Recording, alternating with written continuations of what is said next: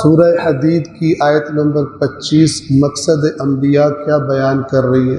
بے شک ہم نے اپنے رسولوں کو بھیجا بینات، واضح نشانیاں، معجزات دے کر، اور ان کے ساتھ کتاب نازل کی اور میزان نازل کی۔ کس لیے؟ تاکہ لیقوم الناس بالقسط، تاکہ لوگ عدل پر مبنی زندگی گزاریں، انسانی معاشرہ عدل پر قائم ہے۔ عدل کو کون ڈیفائن کرے گا، کون تعریف کرے گا عدل کی؟ اللہ۔ آج آپ دنیا میں دیکھتے ہیں اللہ کے واضح احکامات، حدود کے خلاف پرچار کیا جاتا ہے، اور جسے اللہ عدل کہتا ہے کچھ لوگ اسے ظلم کہنا چاہتے ہیں۔ بس ایک مومن کے لیے عدل کیا ہے؟ یعنی اس کو اگر ایک عادلانہ معاشرہ چاہیے، اس کے لیے کوشش کرنی ہے، اس کی طرف حرکت کرنی ہے، تو وہ کہاں سے اس کو پتہ چلے گا کیا عدل ہے اور کیا عدل نہیں ہے؟ تو ایک حد تک تو ہر انسان کے اندر قرآن نے گواہی دی، اللہ نے، خالق نے بتایا کہ میں نے ہر انسان کے اندر اچھائی اور برائی کی ایک سمجھ رکھ دی ہے۔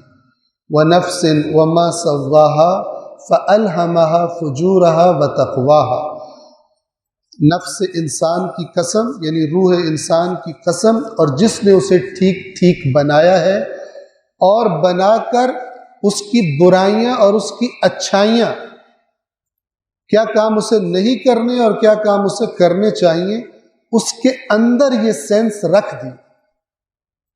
لیکن یہ کافی نہیں، کمال تک پہنچنے کے لیے، مکمل کامیابی کے لیے یہ کافی نہیں ہے۔ اس سینس کو اور اس عقل کو اللہ نے مزید پالش کرنے کے لیے، مزید چمکانے کے لیے، نکھارنے کے لیے اپنے انبیاء بھیجے اور ان کے ساتھ اپنی کتابیں نازل فرمائی۔ عقل انسان کو رہنمائی کی گئی وحی الہی کے ذریعے سے۔ اب ایک مومن کتاب خدا پر، انبیاء الہی پر ایمان رکھنے والا کس کو عادلانہ معاشرہ کہے گا؟ اس کو نہیں کہے گا جو کوئی غیر مومن کتاب اللہ کے علاوہ کہیں اور سے عدل کی ڈیفینیشن کرنے والا، بلکہ ایک مومن عدل کی تعریف اور عدل کی ڈیفینیشن کہاں سے لے گا؟ اللہ کی کتاب سے لے گا، اللہ کے رسول سے لے گا، اہل بیت اطہار سے لے گا۔ تو قرآن نے کیا بتایا؟ دیکھیے، عدل حق ہے، اور قرآن نے کیا فرمایا؟ الحق من ربک، حق وہ ہے جو تیرے رب کی طرف سے آئے، اور کہیں مت دیکھنا اسے چھوڑ کر حق ڈھونڈنے کے لیے۔